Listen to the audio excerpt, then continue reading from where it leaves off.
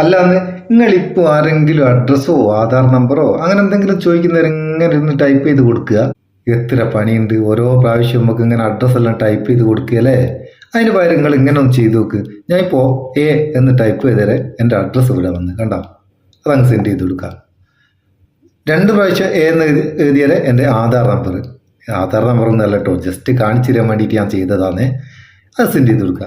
ഇങ്ങനെ നമുക്ക് ആവശ്യമുള്ള എന്ത് വേണമെങ്കിലും ഓരോ അക്ഷരങ്ങളിൽ ഷോർട്ട് കട്ടായിട്ട് എടുത്തേക്കാം. പണ്ടേ ഉള്ള സംഭവമാണ്, പക്ഷേ അധികം ആരും ഉപയോഗിക്കുന്നില്ല. ചിലപ്പോൾ അറിഞ്ഞുകൂടായിട്ടായിരിക്കും, ചിലപ്പോൾ മടിയായിട്ടായിരിക്കും. ഏതായാലും വളരെ സിമ്പിളാണ് ഇത് ചെയ്യാൻ. 2 മെത്തേഡ് കൂടെ നമുക്കിത് ചെയ്യാം. അതെങ്ങനെ നോക്കാമെന്ന് നോക്കുക. ഒന്നാമത്തെ മെത്തേഡ് എന്ന് പറയുന്നത്, നിങ്ങളെ ഫോണിൻ്റെ സെറ്റിങ്സ് ഓപ്പൺ ചെയ്യുക. സെറ്റിങ്സ് ഓപ്പൺ ചെയ്തിട്ട് മേലെ ഒരു സെർച്ച് ഉണ്ടാവും. ആ സെർച്ചിൽ പേഴ്സണൽ ഡിക്ഷണറി അല്ലെങ്കിൽ ഡിക്ഷണറി എന്ന് സെർച്ച് ചെയ്യുക. Personal dictionary.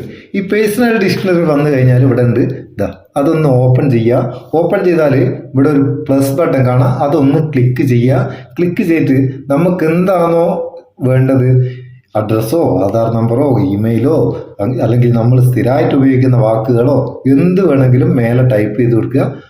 അല്ല അതിന് താഴെ ഷോർട്ട് കട്ട് എന്നുള്ളിടത്തിൽ ഏത് അക്ഷരത്തിലാണോ അത് വേണ്ടത് അതും ടൈപ്പ് ചെയ്ത് കൊടുക്കുക. ഇത്രയും ചെയ്താൽ മാത്രം മതി. അതിന് ഓക്കെ കൊടുക്കുകയും സേവ് ചെയ്യൊന്നും വേണ്ട, അതവിടെ സേവ് ആയിക്കോളൂ ഓട്ടോമാറ്റിക്കായിട്ട്.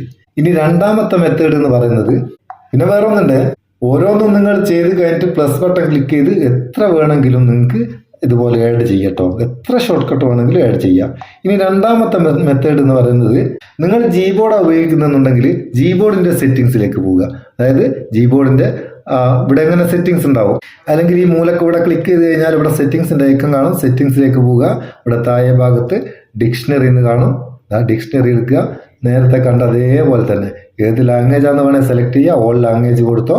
എന്നിട്ട് 2 ഞാൻ ആഡ് ചെയ്തില്ലേ, അതേപോലെ നേരത്തെ കാണിച്ച പോലെ പ്ലസ് ബട്ടൺ ക്ലിക്ക് ചെയ്യുക. ആവശ്യമുള്ള ടൈപ്പ് ചെയ്യുക. ഒരു ഗുഡ് മോർണിംഗ് ഇടാം. ഒരു ഗുഡ് മോർണിംഗ് ഇട്ട് ആ ഗുഡ് മോർണിംഗ് ഏത് അക്ഷരത്തിലാണ്, ജിയിൽ ഞാനവിടെ സേവ് ചെയ്ത് കണ്ടോ. ഇനിയിപ്പോൾ ഞാൻ പോയിട്ടൊന്ന് ജി അടിച്ചു നോക്കട്ടെ. ജി അടിച്ച് ഇവിടെ ഗുഡ് മോർണിംഗ് വന്ന് കണ്ട. വളരെ സിമ്പിളായിട്ട് സംഭവം എങ്ങനെയുണ്ട്. ഈ ഷോർട്ട് കട്ട് നിങ്ങൾ ഉപയോഗിക്കലുണ്ടോ?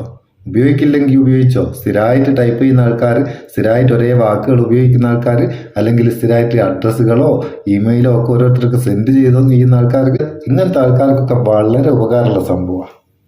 സംഗതി നിങ്ങൾക്ക് ഉപകാരം തോന്നിക്കണ്ടേ, ചങ്ങായിമാർക്കൊന്ന് ഷെയർ ചെയ്ത് കൊടുത്തേ കേട്ടോ.